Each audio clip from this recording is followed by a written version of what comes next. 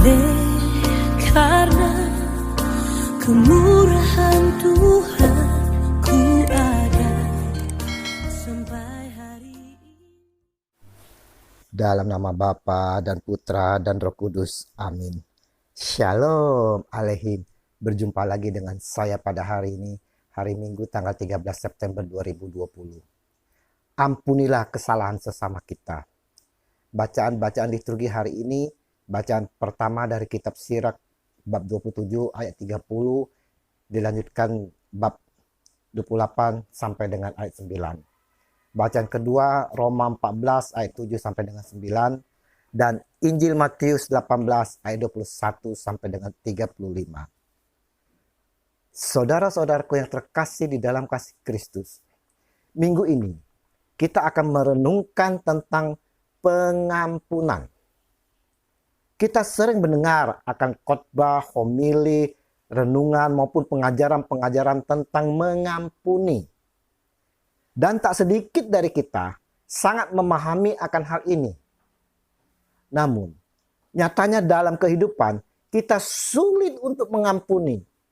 Justru kita lebih tertarik menyimpan kekesalan, dendam, bahkan membenci.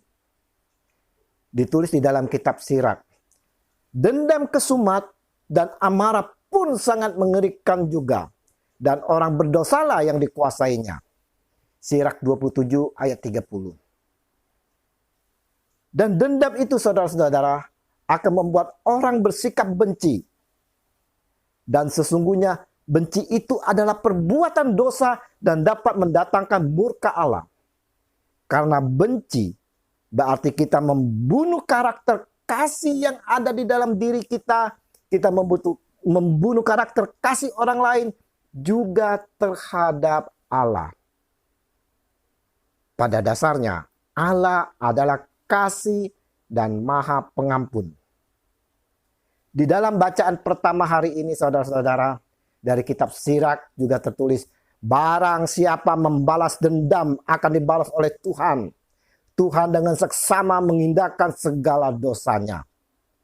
Sirak 28 ayat 1. Bagaimana gerangan orang dapat memohon penyembuhan pada Tuhan jika ia menyimpan amarah kepada sesama manusia. Sirak 28 ayat 3. Yesus telah mengajarkan kepada kita semua saudara-saudara di dalam doa Bapa kami. Ampunilah kami seperti kami pun mengampuni orang lain. Ini artinya saudara, kalau kita mau diampuni, kita harus terlebih dahulu mengampuni sesama kita. Jadi kita harus bertindak terlebih dahulu, baru kita meminta kepada Tuhan. Mengampuni harus dilakukan dengan tindakan.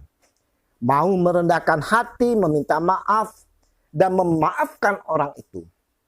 Tidak mendendam, mengungkit-mengungkit akan masalahnya lagi, tetapi sungguh-sungguh dihapus kesalahannya atas dasar kasih.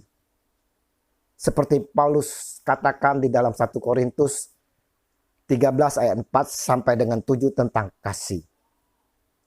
Nah, saudara-saudaraku yang terkasih, bagaimana dengan kita saat ini?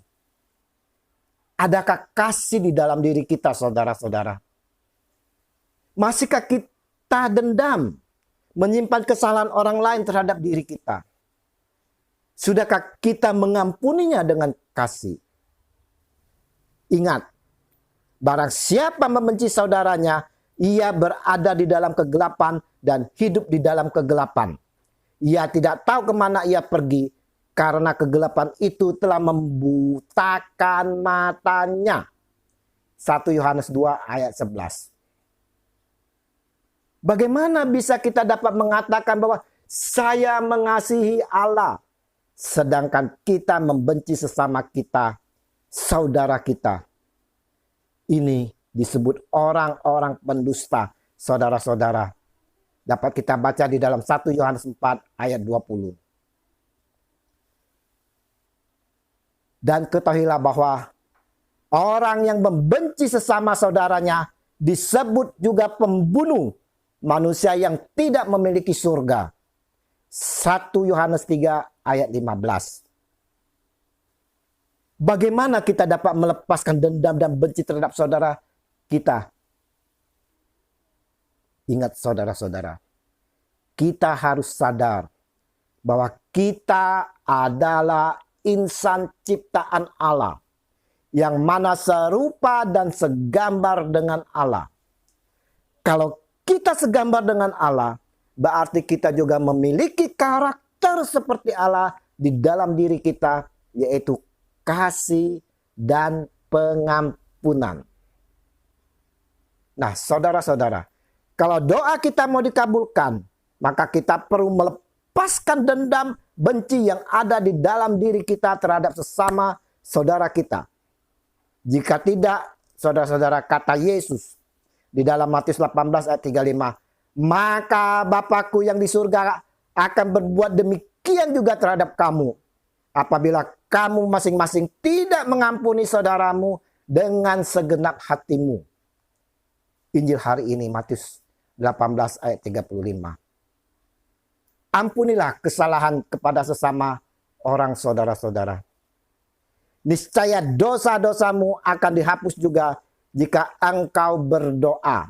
Sirak 28 ayat 2. Mari saudara-saudaraku yang terkasih, dengan perenungan minggu hari ini, kita mau saling mengampuni dengan tanpa melihat lagi atas kesalahan sesama ataupun mengungkit masalah yang terjadi. Kita mau bersatu menjadi bagian anggota Kristus untuk saling mengasihi. Dengan saling mengampuni, maka akan terjadi rekonsiliasi. Dan kuasa Yesus akan bekerja atas diri kita, akan terjadi pemulihan dan kesembuhan. Kemuliaan kepada Bapa dan Putra dan Roh Kudus, seperti pada permulaan, sekarang, selalu, dan sepanjang segala abad. Amin. Dalam nama Bapa dan Putra dan Roh Kudus. Amin.